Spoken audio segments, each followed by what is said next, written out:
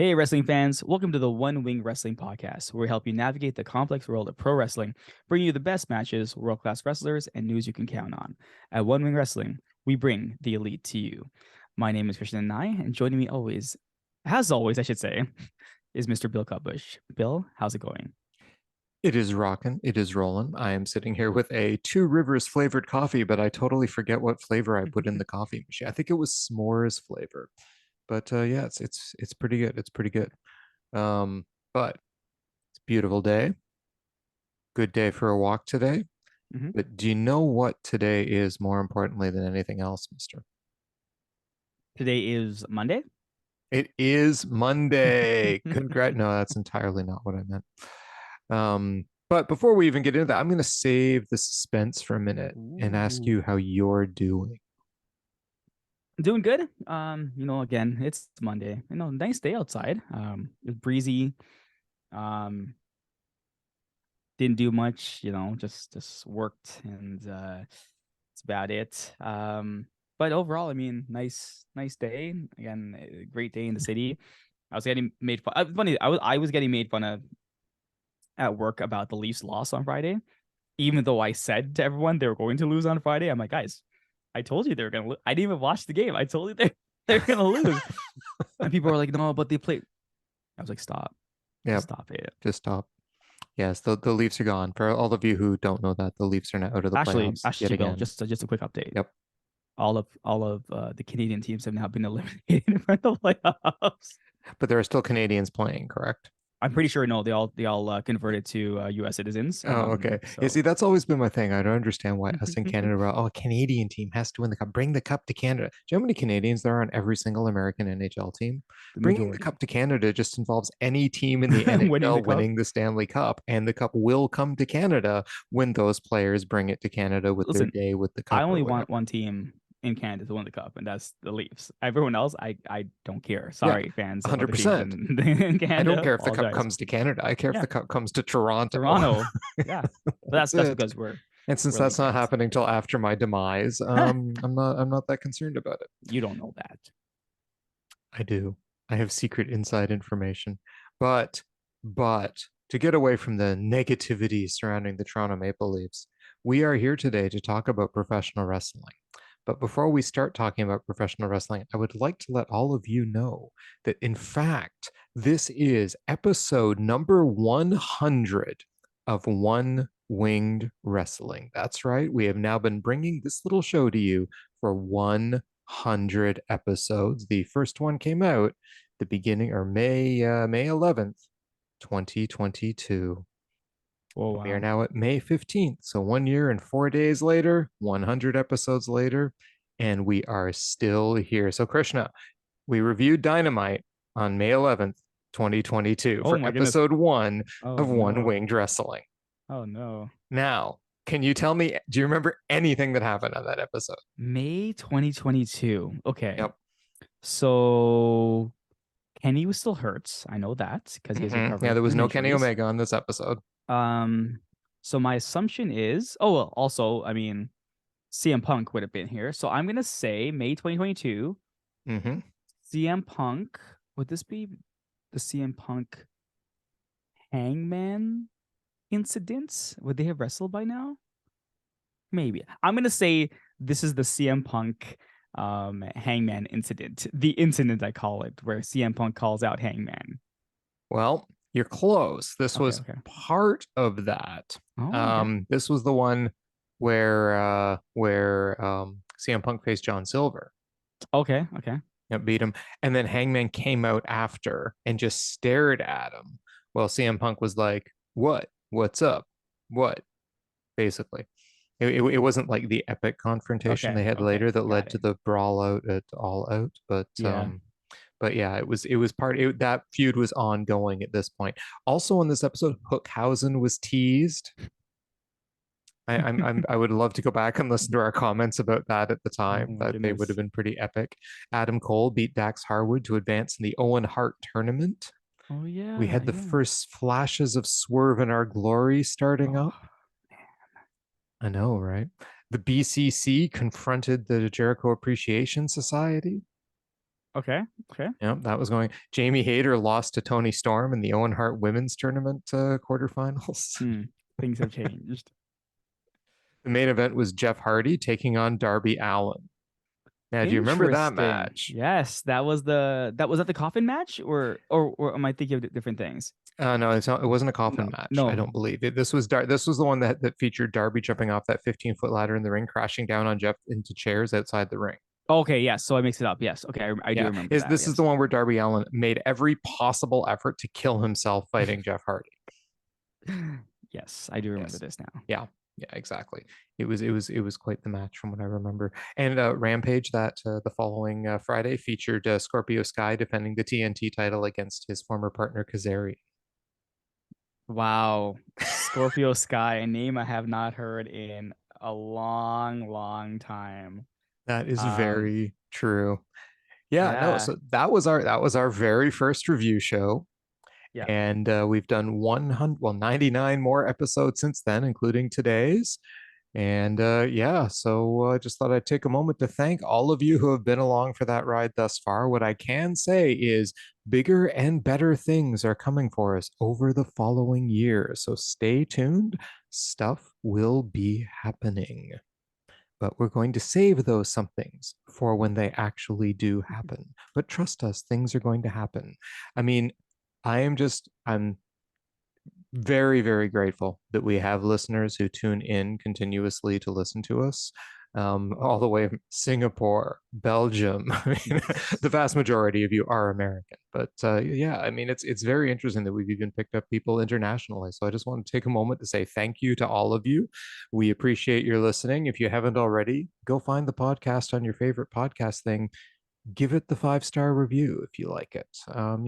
Any thumbs up or follows on Twitter or on YouTube would be highly appreciated. Anything that you can do to encourage us to keep this show rolling along, because we don't plan on going anywhere, but it's really great to know that you guys are out there. So thank you. Amazing.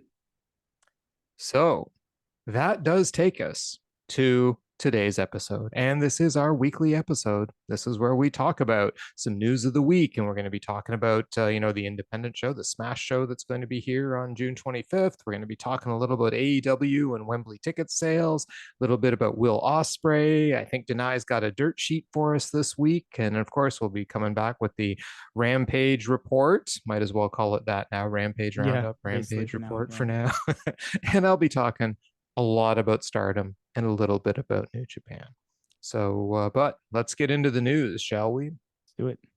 Okay. Well, we've had some talent announced anyway for the Smash show. The combined, it's starting with Girls Next Door at 11, which is Femme Fatales and Smash, and then there's the Smash Defy and Progress show that will be that afternoon. But we've had 5 wrestlers now announced for the Girls Next Door show, and they are Masha Slamovich, a 24-year-old Russian who debuted in 2016. I have definitely heard the name. I don't think I've ever seen her wrestle. She has wrestled for GCW and Impact in the recent past. We have Vanessa Craven announced now, Canadian from Montreal. She's 41 years old, debuted in 2004. She has been around the world, wrestled for Ice Ribbon, Pro Wrestling Wave, JWP in Japan, been in Mid-South Wrestling. She's been with Femme Fatale since 2014. She wrestled in the 2018 Mae Young Classic and appeared on Dark wrestling Hikaru Shida on October 18th, 2022. So she is a well-traveled vet, and I'm sure we'll put on a good match in the ring. I don't recall that match with Hikaru Shida, but Yeah, neither do I. but yes, but I definitely know the name. I know I saw her in the Mae Young Classic, but I don't remember the match. Nicole Matthews, Canadian from Coquitlam, BC, 36 years old, debuted in 2006. She wrestled for Shimmer. She was also in the Mae Young Classic in 2018. She's been with Femme Fatale since 2020. She had a visa issue that banned her from working in the US for the last 5 years, with the end of that coming up in September. Alexia Nicole, Canadian from Toronto, 27 years old, debuted in 2013. She's been Femme Fatale's champion. She's been in the PWI Top Women 3 times, highest at 94. Competed in various independents in Ontario and Quebec. And finally, just in the last few hours, Allie Ketch has been announced, an American from Texas, debuted in 2011. She's been mainly wrestling recently for GCW, and she wrestled one match on Dark in 2021 and lost to Oh, well. Big Swole. Huh. So those are the women that are coming. It sounds like the card's shaping up quite nicely. So of course, none of them have actually been put in any matches yet, but they are all going to be there. Yeah, there's still time. Still a month away. Yeah, a month and a bit. Month Still and a has half. lots of time. Yep, Yeah. exactly. We have 2 people announced for the Defy Progress Smash show as well. We have Spike Trivet, the Progress champion, who debuted in 2016 with Progress. He's been with them his whole career so far. And he's also wrestled in some other independents like WXW. But yeah, he'll be, I think he's coming across here for, I think his first few matches in North America, if I'm not mistaken. I could be wrong about that. So please don't like quote that somewhere and go, Bill said this. Matt Cross is also coming. I mean, that name should be familiar to most of us. He's been at a lot of Smash shows on the London version of them. 42 years old, American, debuted in 2001, wrestled for CZW, ROH, Lucha Underground. He's been on Tough Enough. I mean, this dude is like your ultimate career indie wrestler, right? Like, just he's been everywhere. Previous #1 contender for the Smash Championship.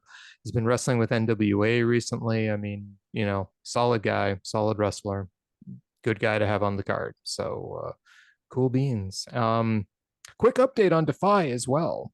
We had that event. I was telling you they had their big, I can't remember the name of it off the top of my head now. Their event on the weekend though. And Nick Wayne fought El Phantasmo for the Defy Championship and defeated El Phantasmo for the Defy Championship. And Vert Vixen, the women's champion, defeated Trish Adora and kept her title as well. I didn't realize Vert Vixen was the Defy women's champion. Since you have mentioned her name on multiple episodes. Maybe when she was wrestling on Dark and stuff like that, maybe she wasn't at that point, but I don't know. They never mentioned it. I don't know. But there you go. Those are the cards shaping up now, and I'm sure there's the big tournament coming up for Progress at the end of May, and I'm sure that once that's done, we'll have more information on who's going to be available and what capacity from Progress, and more announcements on the days to come, and we will keep you all updated because this show is shaping up to be very good. It'll be a nice appetizer before Forbidden Door. It's great. Yes, it will. Yep. So if any of you are coming to Toronto for Forbidden Door, consider checking it out. We would love to see you there. You can find us on the hard cam side in the front row. Quick note on AEW and Wembley ticket sales. We talked a bit about this last week when we were coming back and forth from present and future, and but this week we are actually in the same time, more or less. AEW and Wembley ticket sales. Okay, so it was officially one of the 2 largest first day ticket sales events in history. The reason why we say one of the 2 is because WWE will not report their number for their first day ticket sales for their 2016 WrestleMania. So as Meltzer reported, we might never know exactly if this show is 1 or 2.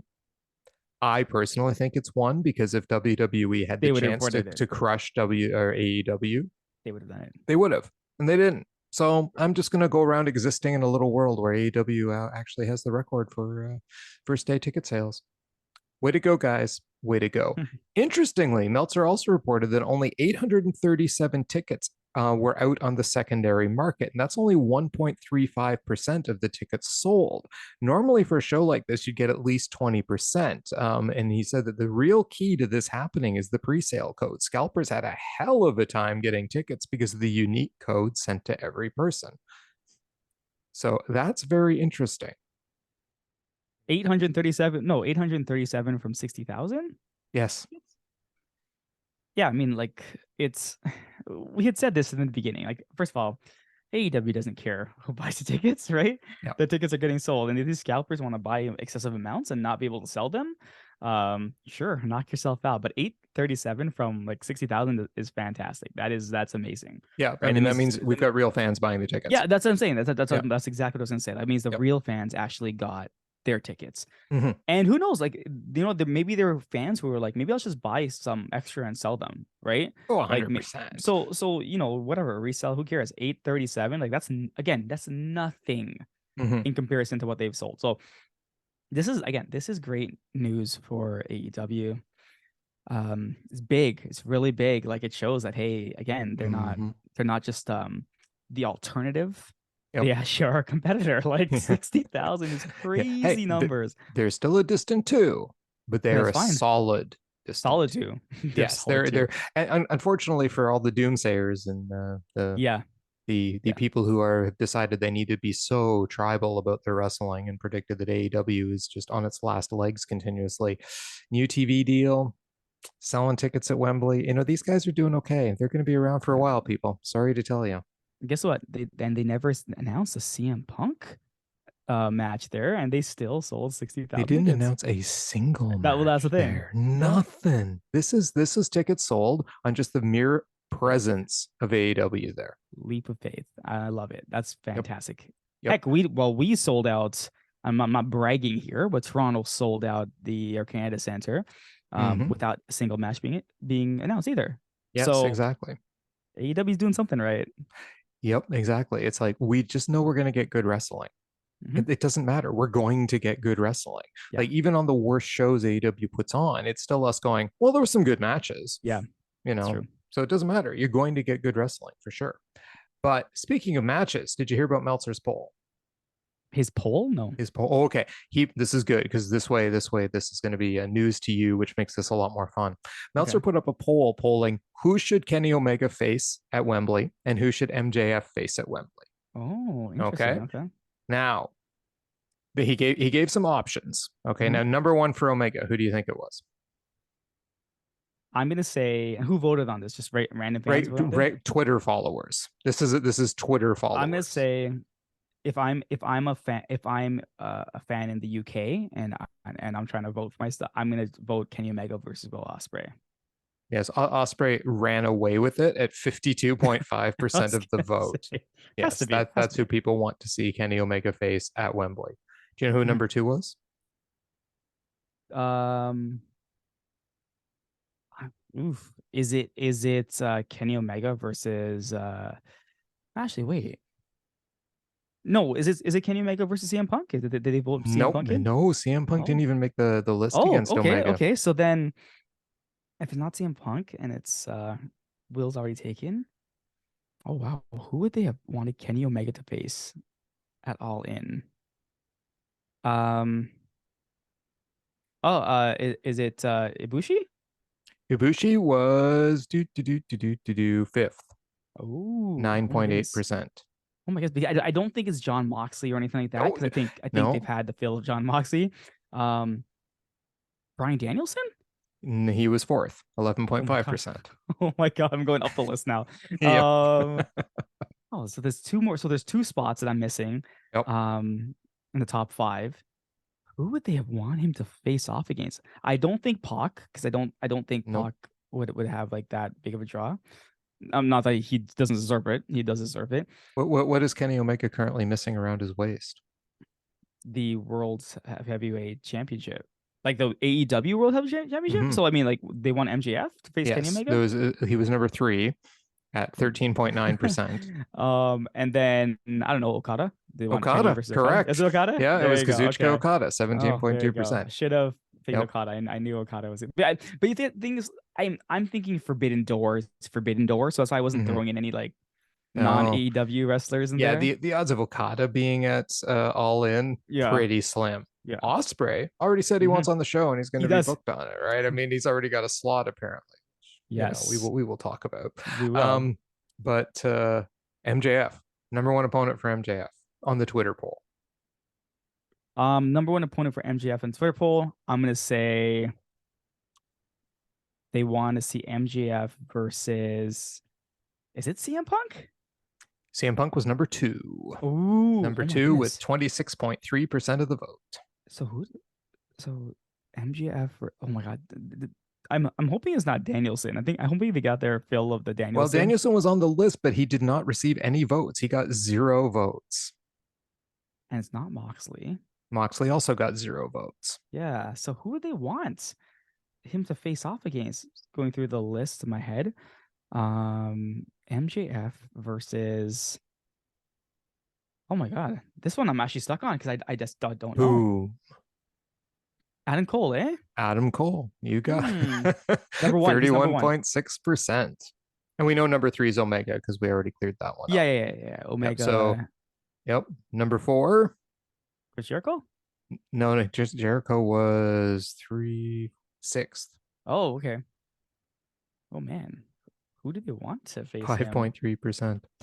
I'll give you the last two. Sure. Sting, 12.3%. Okay. And then Hangman Adam Page, 10.5%. Okay. I can see that. Yep. The one Interesting. I'm assuming, I think Adam Cole would probably be their best choice out of that. The other guy who got 0 votes though was Wardlow. I don't think anyone will see Wardlow at the pay-per-view in general. Sorry, Wardlow. I'm just joking with you, man. They need to do something better. I'm sorry, Wardlow. I got like you can be something bigger, and they're not pushing you well. Exactly. Like for instance, we could have Peter Avalon on the show. Except we won't get Peter Avalon on the show because, Because of Will Ospreay. which I think is a wonderful segue into our Dhanai's dirt sheet for this week. Yeah, there is a bit of dirt that's going around AEW. Big surprise, WWE fanboys, right? Am I right? Am I right, WWE fanboys? Big surprise. Yeah, there was a report that, well, not even a report, like Will Ospreay wants to be on the show. That's it. Now, there was a report that some AEW talent were very offended by this because he was taking their spot. Here's my thought on this. Okay. If you can get a Will Ospreay at any point on any show, you get a Will Ospreay at any point on any show. You're in the guy's backyard. You're telling me you're not going to put this man on a pay-per-view. You know how many tickets you're going to be selling with this guy there? So listen, AEW, I get it. There are people in the back working hard, but can you look me in the eyes and tell me you're working harder than Will Ospreay? Right? That's I'm gonna leave it like that. Like I think this whole thing about people are offended. Listen, yeah, of course people are gonna. These guys are working for these are their jobs. To be on these cards is like dreams to them. But am I thinking people are just all pissy in the back? No, I don't think. I think this is obviously blown out of proportion for no reason. I heard people talking about this. I'm like, it must be a slow week in wrestling news because like we're talking about this. This is an issue. Yeah, no, it's a non-issue. This is a non-issue. So I agree with you. Listen, let's stop for a second and point out one, it's a rumor. There is no evidence that this has even happened. Some people just started yakking about it, right? I'm sure Nick Khan let it slide out somewhere or something because it generates something. I don't know what, but something. But let's take a moment and look at this. The company that was accused of this the most in their past was the WWE for WrestleMania. Because every year they would trot out a bunch of old guys, former stars, stick them in matches, and go, this will sell tickets. Yeah. They did it because it did, in fact, sell tickets. Why? Because they were incapable of building up their current stars to a level of the old stars. So they were forced to bring in all of these old legends and talents if they wanted to have a card that would bring in casuals, right? And the problem with all those matches, when I was watching WWE back, I hated WrestleMania. You know why? Because you got those crappy ass matches, right? I mean, I didn't want to see the freaking Rock and John Cena again. Apparently, everyone in the universe did. I didn't. I had no interest in that match whatsoever. None. Because I was craving actual wrestling, right? I loved the young guys and stuff like that, the ones who were coming up, blah, blah. And I found all that now in AEW. And I found it in the independents. And I found it in Japan. And it's great stuff. So the difference between that and Will Ospreay. Will Ospreay is one of the best wrestlers on the face of the planet. Okay. One of the hardest working wrestlers on the face of the planet. Okay. Charisma for days. There is no guy like a Will Ospreay, right? He occupies a unique niche, a lot like a Kenny Omega, right? The dude was an innovator, created a style that other people just try to imitate now and build off of, right? An absolute genius in the ring. And yeah, if you can get, like you said, if you can get a Will Ospreay, you get Will Ospreay, period. Because putting him in a match, that match is going to be amazing. The Yep. guy isn't capable of having a bad match. He is another Kenny Omega in that sense, Yeah. not capable of having a bad match. He's like a total blue chipper. Bryan Danielson. He's a John Moxley. He's like that level of wrestler, the kind of guy that you just know you put him in a ring and he's going to have an amazing match. And he's going to sell tickets at Wembley because it is literally next door to his hometown. There you go. So, hello, it only makes sense. So, I think that any talent that is actually complaining about not getting a spot, first of all, if he's wrestling the match, who's he wrestling? Kenny Omega? Is Peter Avalon wrestling Kenny Omega? And I'm not saying Peter Avalon was complaining. I'm just giving an example of someone. Exactly. Okay. I'm sure Peter Avalon is totally fine with the Will Ospreay showing up. But for the sake of argument, Peter Avalon, is he going to be wrestling Kenny Omega on this card? No. Nope. No. And in fact, if you really think about it, he's not really taking a spot from anybody because there's no one his equivalent. Yeah, I would agree with you on that. So, yeah. One, if people are complaining, stop complaining. It's Will Ospreay. It's not like AEW does this all the time. Two, it's Will Ospreay. It's Will Ospreay. Right. I agree with you. Yeah. So anyway, let's just stop. Yeah. Three, there's no substantiation of these rumors. Period. But on a Will Ospreay note, he is wrestling in progress again. He apparently all the stuff that was going on, some investigation, blah blah blah, has been cleared up. He will be wrestling in the Super Strong Style tournament on May 27th to 29th. The other participants in this tournament: Mark Haskins, Nathan Cruz, Tate Mayfairs, Luke Jacobs, Nick Wayne, Leon Slater, Big Damo, Charles Crowley, Man Like Derice, I hope I pronounced his name right, Danny Black, Shigehiro Irie, Luke Lycos, and Maggot. Well, Irie is the and Irie is the current WXW champion. Okay. So looks like a good lineup. Could be a good tournament. Hopefully Will doesn't injure himself. We have big expectations for June 25th. So yes, exactly. Will, please take care of yourself until June 25th. And then during June 25th, also take care of yourself. In fact, you know what, Will Ospreay? Just take care of yourself so that you can continue to wrestle forever. I can't imagine a world without Kenny Omega and Will Ospreay. Someday it will happen, but it will be a hard world to live in. It will. I agree. Yep. So that brings us then to our AEW Roundup, which is really the Rampage Roundup. Yeah, the Rampage Report, the Rampage Roundup, whatever you want to call it. Rampage was Rampage, I should call it. Decent matches, some okay. Trying to push some storylines, stuff like that. But overall, it's like it's one of those, if you miss Rampage, you don't really miss too much when it comes to AEW, right? Because then they catch you up on Dynamite or whatever. But the funny thing was that on Rampage they had Allysin Kay, who I've never seen before. I guess she was a hometown person wrestling, versus Toni Storm. Now this is the weird part because people are really talking about Allysin Kay, and they were saying, great wrestler. She has so much to prove. Now, the minute they started saying that, I started thinking Billy Starks, because Billy Starks, up and comer, really pushes everyone to their limits. Like, she's amazing. But the match itself was good. It was good, but it was like Shenanigan City, right? So she loses, obviously, to Toni Storm, but it wasn't technically a squash match, but it was a squash match kind of thing. Like, they kind of save face by having the referee distracted, and that's how they beat her. But I'm like, did this really help? I don't know. It's just one of those matches where I'm like, okay, I guess because you don't have Dark anymore, this is what you're gonna do. But hey, again, Allysin Kay, apparently she's a big thing, so keep an eye out for her. In news from Rampage, the Hardys, celebrating the deletion of the Firm, have announced that they are going to challenge for the tag team championships. I guess we should have seen this one coming, right? We should have seen this one coming. It's great. We love Jeff Hardy. We think that, people make mistakes, and he hopefully, fingers crossed, for himself, he keeps up with his recovery and everything like that. Because he looks like he's appreciating every day he's allowed to wrestle. So I would love to see the belts on the Hardys, to be completely honest with you. I would love to see it.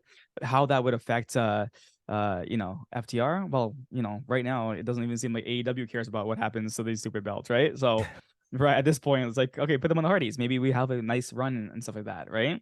To give them their final swan song. And there's another thing.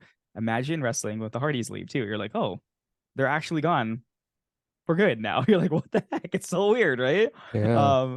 So because we remember the Edge and Christian Hardy Boys like ladder matches, like those were till today, those were epic matches, right? Like we're just ingrained in your head. And even speaking of, like, it seems like Edge is retiring this year too. It's like, wow, so many things happening, but like I'm okay with this. I'm okay with them. Like, what they always give the older guys. I know we were talking about this earlier. They're giving the older guys stuff to do. I'm okay with the Hardys getting something to do here because again, they will actually defend those belts and they'll fight the young guys, which is great. They can fight the young guys, right? Maybe Isaiah Cassidy and oh my god, I'm totally forgetting his name right now. Mark Quinn. Mark Quinn, yeah, maybe Mark Quinn's better. They can fight them for the belts, right? Like that would be a really good match. But yeah, just some news I thought that I should bring up. Two matches you want to watch on the show, which I didn't even realize because when Kyle Fletcher attacked Orange Cassidy, Mm-hmm. why did I assume he was fighting Orange Cassidy on a Rampage? I don't know why I thought that, but I also thought that. okay. But Kyle Fletcher faced off against Action Andretti on the Yes, show. he did. Great match. It was given some time to breathe. I'm not gonna say it was given tons of time, but Fletcher, what I appreciate about his wrestling is he's a good wrestler. Me, I love my lucha thing wrestlings, right? So watching him versus Action Andretti, he is a great wrestler. You can see that. Plus, he can also move. Like he's fast, right? So, and I guess he got that from New Japan wrestling with Will. I mean, I don't know what else to say, right? But he hit this move. I don't know what he calls it. The kind of like weird kind of like not neck breaker, but his finishing move. What does he call it? The finishing move? Totally blanking on me. Yeah, I But can't anyways, remember the he hits name of that it, move. but it's like a spike pile driver. Yeah, the pile driver. So I'm like, he hit it, and I'm like, it looks pretty sick, right? So I'm like, Action Andretti. And again, another thing, Action Andretti. What AEW is doing with him, I don't know, but this is a good match because technically speaking, Action Andretti is not a jobber. He's technically an up and comer. So for Kyle Fletcher to go out there and beat him, right? It actually makes you think, can Fletcher take the belt off of Cassidy, kind of thing, right? So I love how they set that up. So if you have a chance, check that match out. Great. And last but not least, the Mogul, I guess they're called Mogul Embassy. I was gonna call them the Mogul affiliates for some reason. The Mogul Embassy versus Dark Order. I don't know how much I have to explain about this match. Like, all four of these guys are great, right? You have Swerve, who's just Swerve. You have Brian Cage, who's, I would say, the most athletic big guy I've ever seen wrestle. And then you have, Dark Order, John Silver and Alex Reynolds. John Silver, this guy, is there anyone? And I'm being honest here. Is there anyone that does a hot tag as good as John Silver? This guy. That's a good question. Right? This guy, when he gets that tag, he absolutely runs right through everyone. And I think it's because he's so much smaller than everybody else that when he hits these moves, you're like, what the hell just happened? Like, this guy is so, and it's his personal, everything about this guy. I'm always so shocked that Dark Order isn't pushed as far as to the moon. Give the Dark Order the belts. Come on, guys. Like, let them have fun with the belts, right? I would love to see a Dark Order run with the tag team belts. Him, Alex Reynolds, who I think is probably one of the most underrated wrestlers.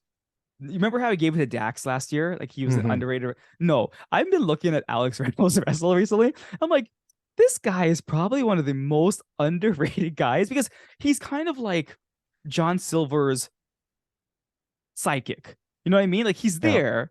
He says funny things, but everyone focuses on John Silver all the time, right? And I kind of can see like, but these two guys, AEW pushed them to the moon. They're fantastic. Now, bad news, they lose this match, obviously, because the Mogul Embassy, they're building up to their I don't know what was it, Keith Lee versus Joining the Dark Order. I don't know. No, Keith Lee Did you versus see that? But did you see at the beginning of the match no, I when they didn't were see doing it. the main event part? Because John Silver and Alex Reynolds and Evil Uno offer the local affiliates to join the Dark Order. They can even bring their silly hats. Oh my God, no. Okay, I missed that. Okay, damn it. Okay, that's awesome. It's That's pretty awesome. great. It was pretty great. But the thing, look how funny this is, right? And I know people are gonna say, "Oh, they're breaking kayfabe and all this stuff is so ridiculous," like Jim Cornette. I love this stuff. I love ridiculous wrestling. I absolutely love it, right? And this is not ridiculous wrestling though. This is they're ridiculous, but they can wrestle, right? Hmm. And it was weird because they actually had to get um Prince Nana to interfere for the win. You know what I mean? So Hmm. it kind of still keeps the Dark Order strong, right? Yep. But and this is the weird part. They keep the Dark Order strong, but I guess because Swerve and Brian Cage are the heels, it's okay. They're still strong with the cheating, I guess. I don't know. Like to me, it was kind of like, okay, if you're building this Keith Lee match, that's gonna be maybe 2025, you're gonna have a match, right? Maybe that's when you're Right. gonna have it. So you're gonna have a slow burn, and are you gonna cheat through this thing? I thought they would just crush the Dark Order, right? Yeah, you have a good match, but just beat them fair, Right. right? But What they need to do is they need to finish this off at the next pay-per-view, right? So that Swerve is free to work the Defy show on the 25th. Ooh, ooh, you're right. I'm just Okay. saying that he needs to wrap up all of his feuds so he can do a small indie event in Oh my Toronto on God, the I'm gonna 25th. if Swerve Strickland shows up at the Defy show, I'm going to lose my mind. I think I might fangirl out as much as anybody else I there. know. Okay, I will lose my absolute mind because you're right. If Swerve ends this, whatever it is, Yeah, with Keith Lee, what are they going to push him to do next? Does he exactly. make it to the show? I think he deserves to be on Forbidden Door, Oh, hell's yes. right? He's But one what of are the they going best to push? wrestlers He's in definitely one of the best AEW. wrestlers. I almost called it Um, ACW. What the hell is ACW? ACW. It's the new AEW ACW, All Right. Championship Wrestling. There we go. Well, I mean, they Every they would have match is to for a they would championship. they would have to rename it if the Elite left, Well, right? that's true. So that, So, I'm foretelling the future. oh my No. God, he's clairvoyant, everyone.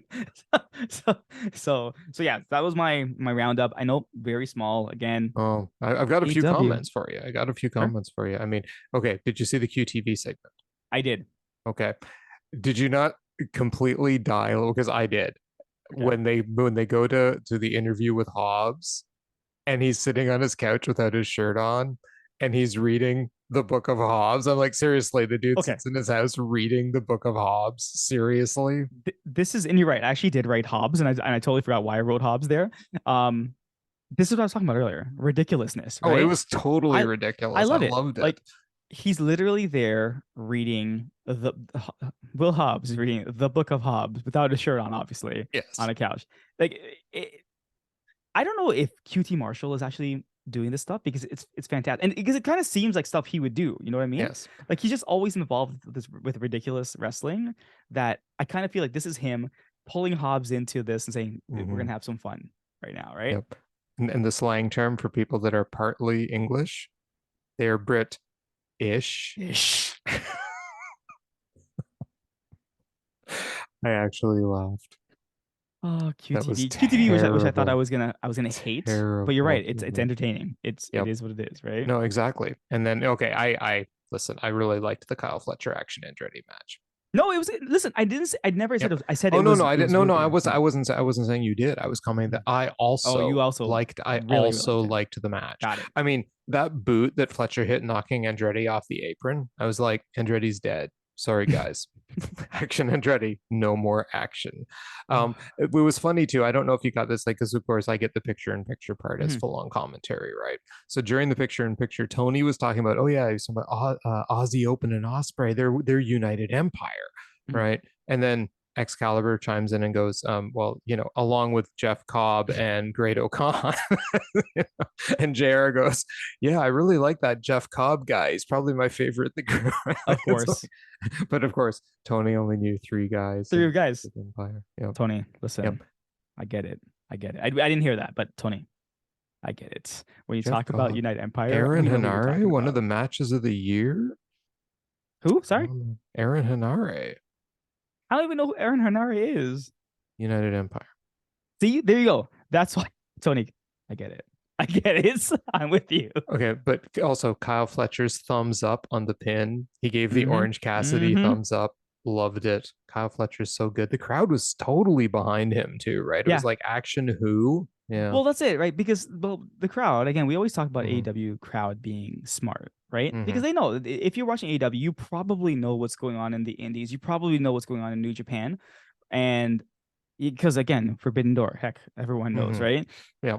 And Kyle Fletcher and Mark, what's his name? Mark Kyle Fletcher, Davis. Mark Davis. They just fought on AEW just not so long ago, right? Remember Right. in the Mm-hmm. unfortunately that tag thing that they did, right? Yes. So like they're good. Like we know they're good. So AEW fans smart. Of course, like Action Andretti, like I don't really know what he's been doing recently. Just having some matches JR here. commented on that, eh? Oh, he Like did. he needs to do something other than just be known for beating Chris Jericho. Oh, ooh. Well, that's true. That's Yep, true. that's he's not wrong. He's He's not not wrong. Definitely wrong. not wrong. No. But yep. So yeah, though, just my last comment on the Dark Order match. We had your guy Alex Reynolds, though I would like to point out Anthony Henry without Dark. I mean, where is this guy now, right? We need him back. I But think Henry's pretty good. I don't know if you know you knew this, yeah, but he's I pretty know good. I've heard he's good. But Alex Reynolds, I'm pretty sure the reason that he was trying so hard to win this match because he needed the winner's purse so he could replace his cell phone. Those of you who have not watched Being the Elite are sitting there going, what the hell is Bill talking about? Well, I'm talking about Being the Elite. Because if you didn't see it, it involved a segment where you see Alex Reynolds showing Kenny Omega a video before his match, and he's literally showing him the video Mm-hmm. where, the The Bucks are Bucks. going to give Hangman the nod, and they're getting to that part. The Bucks are coming down to ringside, and Matt Jackson walks into the room, sees the video, and proceeds to annihilate Alex Reynolds' phone. He spends the entire episode finding various ways to smash this phone, including putting it in his coffee and then drinking coffee with the phone in the mug or in. Oh, You so know, Kenny still hasn't seen the video. yeah, and I was gonna say, talking about this, like Kenny at the end of Dynamite last week when he's like, "Who can I trust if I can't trust my family?" Mm-hmm. Right? Yep. And Matt still keeping this from him. Mm-hmm. Whew, I'm Yep. ready for some Oh, storyline here. and Kenny's reaction, even with the cheesecake, and he just Mm-hmm. stabs it with his fork at the end. He's so upset. It was a nice semi-comedic. I was also glad to see he's still drinking out of his water bottle the same way. I told you, Phil, if I ever see you drinking water out of a bottle, not like Kenny Omega, I'm gonna Mm-hmm. slap that bottle out of your hand Oh, right away. I agree totally. It's the only way to drink water out of a bottle, 100%. I think everybody should be drinking their water out of a Listen, bottle like that. I don't understand how these guys can do these skits and not break character immediately. Like I watching John know. Silver last week, and he was trying to keep it together.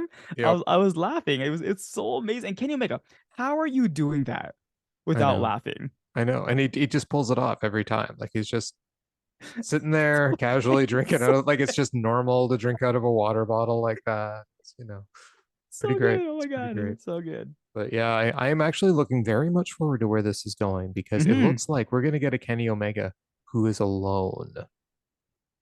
Ooh. Wait, question. Can he come out Mm-hmm. to Batista's music? I Walk Alone. He might. No. This is going exact. I think this is going exactly where we think it's going. I'm sorry for sidetracking a bit, but this is Ibushi's. We know Ibushi's coming. We Right. understand this. This isn't a sidetrack. This is part of the AEW Yeah, report. Ibushi's coming. And what's his face? Uh, Takeshita. Even though Don Callis turned on Kenny, Takeshita was never. Remember, Takeshita Mm-hmm. stopped the Blackpool Combat Club from stabbing Kenny. Yep. Right? Or yeah, and then they attacked him. Right. And now Don Callis has gone ahead and done it. Right. Oh. And don't forget too, part of the whole memory sequence Kenny had during the stabbing of the cheesecake, he was also thinking of Takeshita being hit by Mm-hmm. the screwdriver. So, So, but yep. well, we had said this is going to lead to blood and guts, right? It's going to be the elite. Possibly. You don't think so? I don't know where Hmm. this is going Hmm. now. I mean, that Hmm. that made sense, but it looks like we just got our blood and guts. I mean, did you see both their backs? Yeah. Holy crap. Well, they fell on a barbed wire chair. Mm-hmm. Like, and Kenny was like, when Kenny jumped and kind of stomped on Moxley with a chair there, the chair slid on Moxley's Yeah. back. Yeah. Oh, Renee Paquette posted an Instagram photo of Mox holding his daughter, yeah. and it's like he's not wearing a shirt, and it's his back, and it was just like a total mess. Huh. Nuts. Did it say, what does your Nuts. dad do? No, it said proud of our hardcore dad. Hey, listen, that match was great. And we Yep. talked about this last week. That match was everything you could want in a hardcore match without the excessive shock that Hmm. that people go with, right? That It or we're was just excessive shock. I mean, we're just like broken glass on the floor, well, rubbing Brison's back without, and we're both just like, without the excessive shock. It's like you and I have become numb to this I now. still remember Joey Janela getting picked up and his feet going right into the thumbtacks. Oh, Okay, so yeah. no, and then and I still remember when Britt got pinned on the thumbtacks. Yes. So Yes. yeah, oh Yeah. God, yes. Anyway, yes. So yeah, that was those are my comments on AEW this week. But that of course now brings us to Japan. There was a lot going on in Japan this week because Stardom, in its infinite wisdom, decided to post every show ever in 1 week. So, suffice to say, well, I can give you a quick update on the Best of the Super Juniors tournament in New Japan, though. Speedball Mike Bailey is actually leading his division right now, while three-way tie with Taiji Ishimori and Leo Rush. They all have 6 points sitting on top. Mike Bailey did beat TJP in the opener.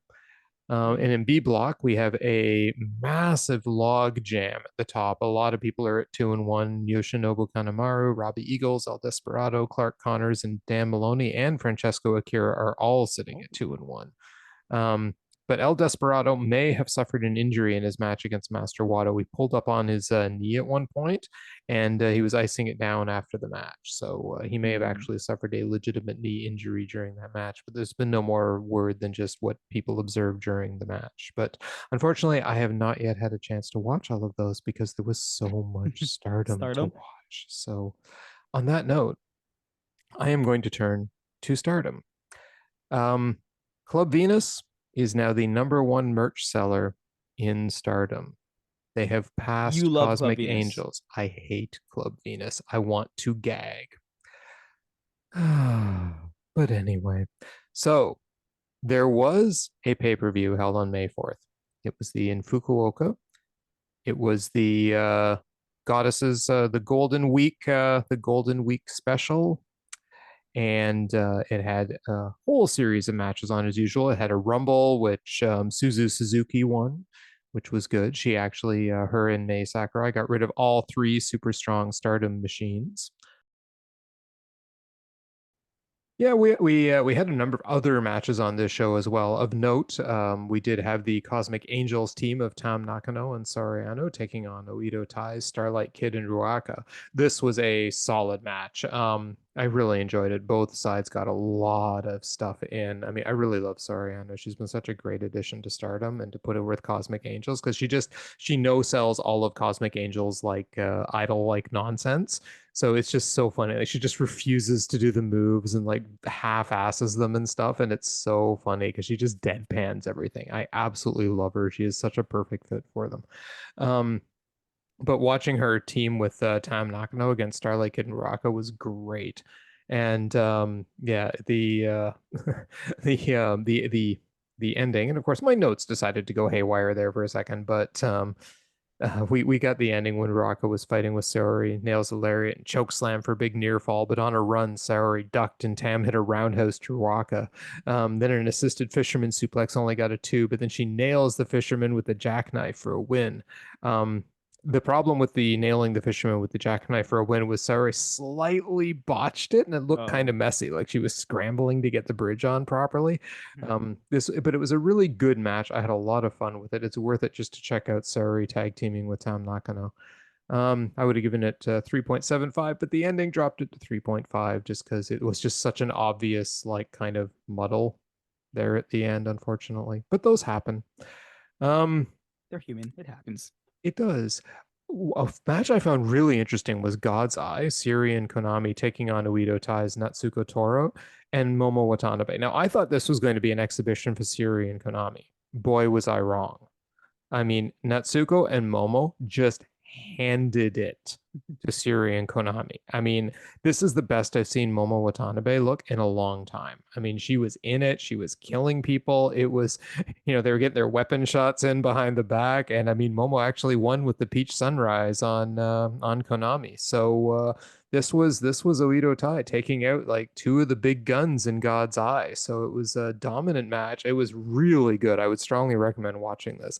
It also, if you don't mind the occasional bit of Oedo Tai cheating, if you're totally against the, bat shots and stick shots that you're going to get in parts of this match, yeah, okay, you're not going to like this match. But I mean, I really enjoyed it. The action never stopped for a second in this match.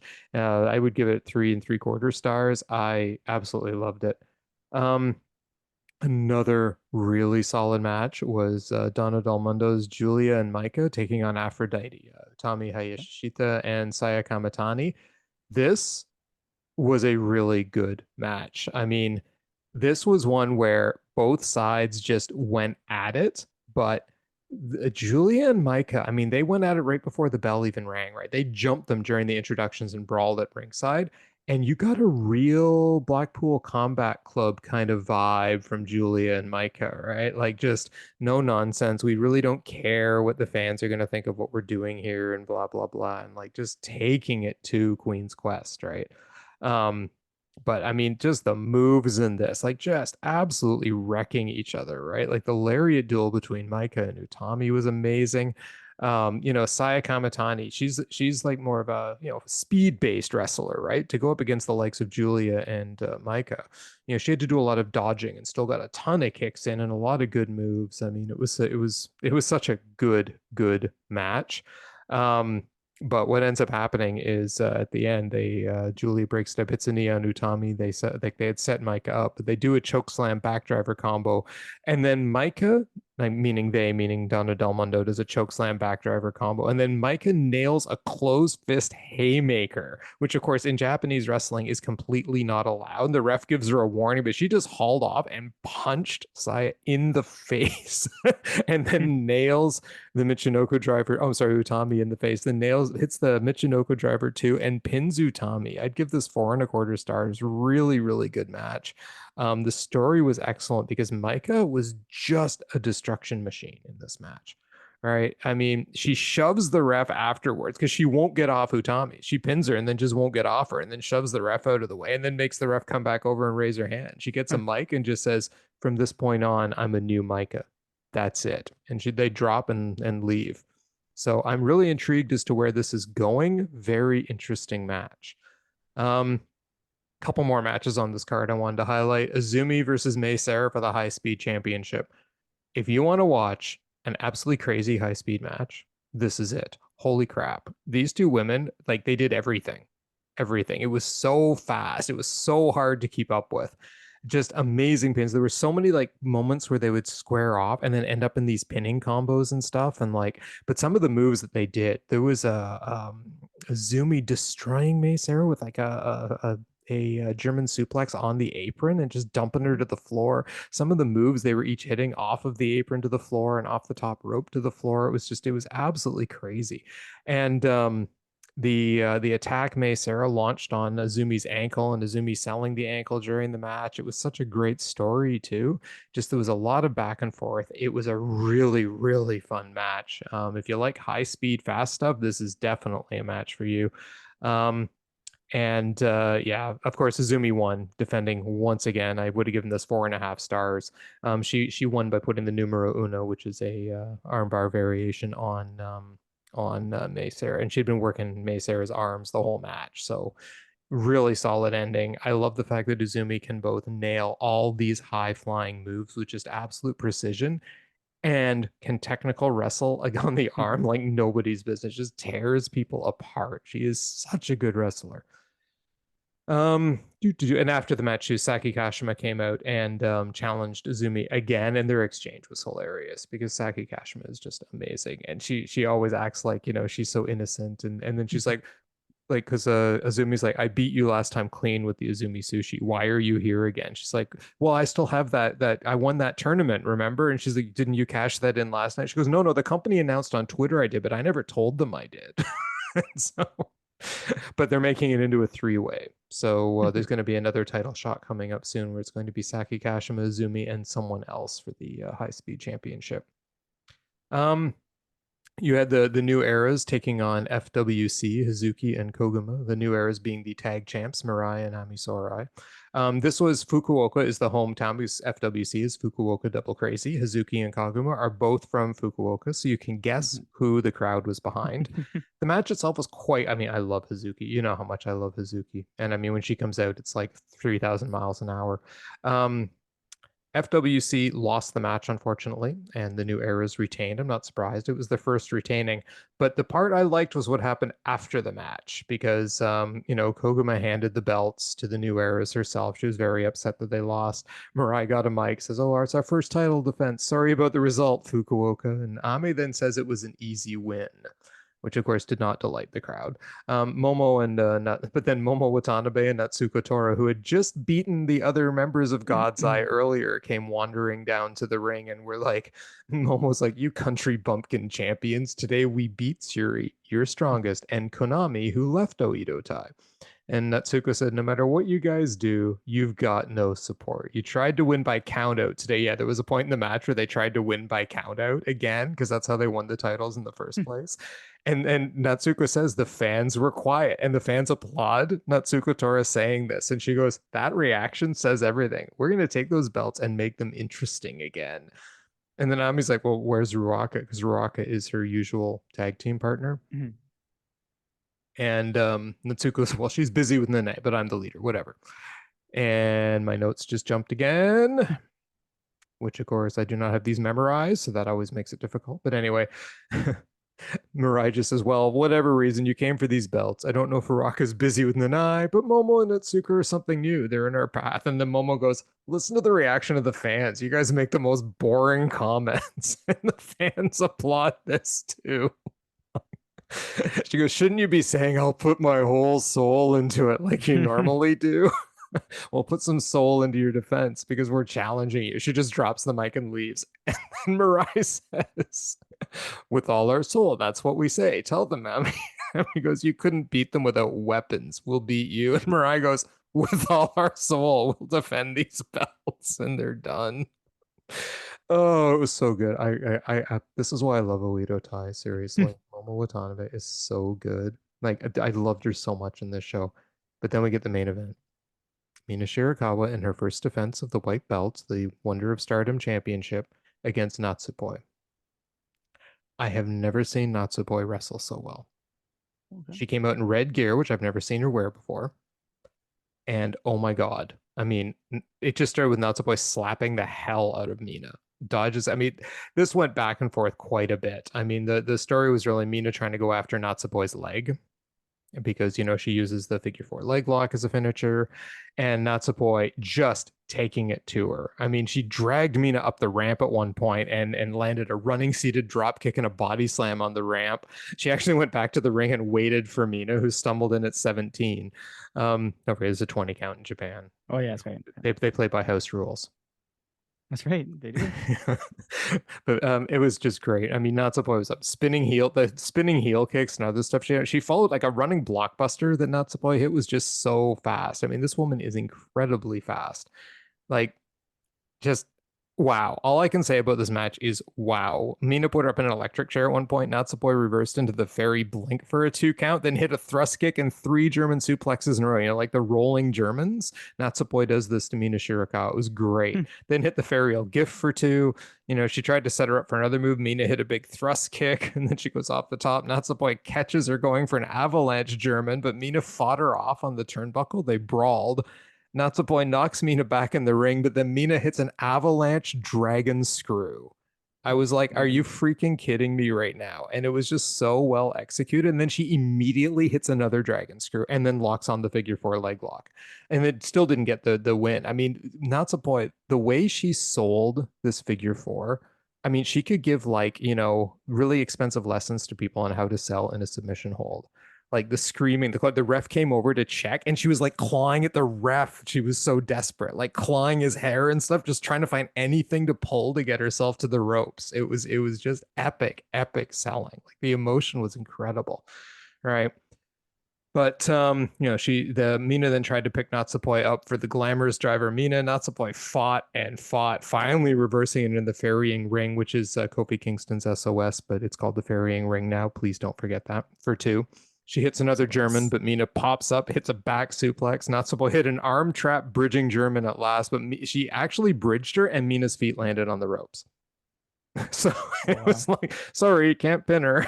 So, but she goes for it again. Mina counters the second attempt. They go into a pinning roll. Natsupoi getting a huge like near fall.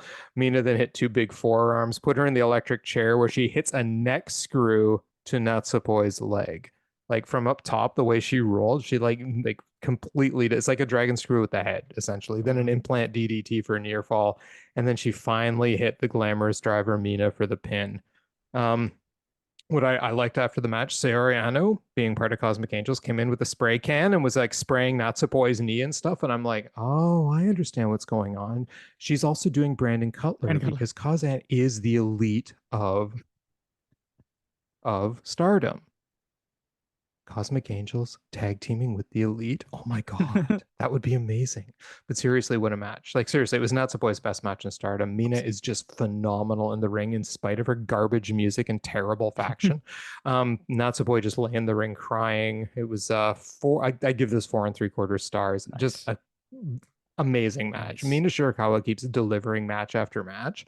And Natsupoi in this, like, she just brought another level. I was just, holy crap. Like, every time I watch one of these Stardom shows, it's like, oh my God, the matches, they're just so good. Another, you know, and I didn't think any titles were changing hands. This wasn't as good as All-Star Grand Queendom, but damn, what a show.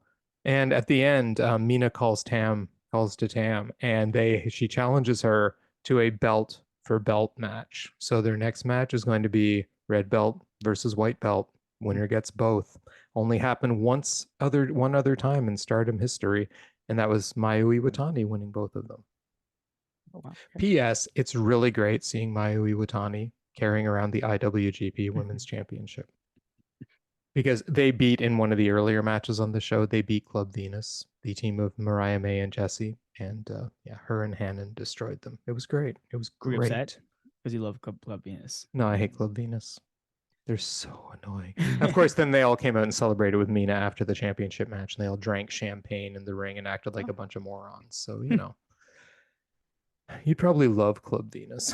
Anyway, I fast forwarded it. So that is my, I guess you could call it my Stardom report this week, because man, what a show. Report from Japan. Exactly. Anyway, that then brings us to our match of the week. Krishna, what do you got? I mean, for me, there was no match to compare to it. Like, it's Jon Moxley versus Kenny Omega steel cage from Dynamite. They built Dynamite as a pay-per-view type event, and it delivered. I mean, I may not have loved every single match, but yeah, that last match knocked it out of the park, and it was everything surrounding that match with the betrayal and everything. It was just perfect. I loved it. Yes, it was a very, very good match. An excellent choice for match of the week. But it is not my match of the week. Very close, very close. But you know me, if I've got a wrestling match, Hmm. I'm almost always going to privilege it over a hardcore match. Right? I loved this match. Like you said, it was nearly perfect hardcore match. But for me, just the fact that it was a hardcore match, Mm. okay, really good. And I would call it probably my second or third match of the week. The Okay. match of the Okay. week is the one I just finished talking about. Mina Shirakawa taking on Natsupoi. I mean, the fact that you had Mina Shirakawa, the defector from Club Venus, or defector from Cosmic Angel, went off to form them, and calling Natsupoi the former traitor because she betrayed Donna Del Mundo to join Cosmic Angels in the first place, and they've had their whole feud thing going on, and just the story they told in the ring with like her targeting Natsupoi's leg, and Natsupoi just bringing it to Mina for the whole match in a way I've never seen her bring a match before. And at the end too, where she was just screaming at her, "I'm gonna get that belt yet." It's like she's obsessed now with getting the white belt. Nice. So that's pretty cool. Even though Mina's going after the Cosmic Angels leader next, but yeah, just phenomenal match. Loved it, and like it's my second straight appearance by Mina Shirakawa in my match of the week for a title match with her. So kudos to her as leader of the worst faction in wrestling. Maybe not the worst faction. House of Torture is pretty bad. Oh, you know who else is bad? The Acclaimed. The Acclaimed House are of also pretty Torture. bad. House Hmm? of Torture with the guns and Club Venus. Oh Book God. it. I don't Club Venus tag team with the House of Torture at Club Forbidden Door. I'll just be standing there with one long boo. But anyway, yeah, no, that's my match of the week. Nice, nice. Wrestler of the week. I mean, was there ever a doubt? I mean, come on. Wrestler of the week, the one-winged angel himself, Kenny Omega. Like, I don't know where the story is going, but I'm locked in. Whatever happens now, like, yeah, Bill and I had some predictions on where everything's going after the betrayal, but yeah, we don't know. Anything can happen right now, and I'm okay. I'm ready for something for people to say, you know what, that bloodline storyline, it's second, it's second best, right? We can move on. We can because I, as I said last week, the betrayal from Don Callis shocked me almost as much as the Undertaker losing 21-1, right? I was just like, what just happened? Right? I So know. Kenny Omega, amazing. Also, just props for the way you drink water. I didn't know we had to drink it like that, but now I know. Now we know. Yeah, Kenny Omega, wrestler of the week, easy. Yep. I mean, I should start trying to drink my coffee like that. I wonder if it tastes better if you drink your coffee like I'm gonna Oh pick up well, the I mean, mug and just like either like two running fist from the it. glass. Be pretty awesome. I just demonstrated to Krishna what that would look like.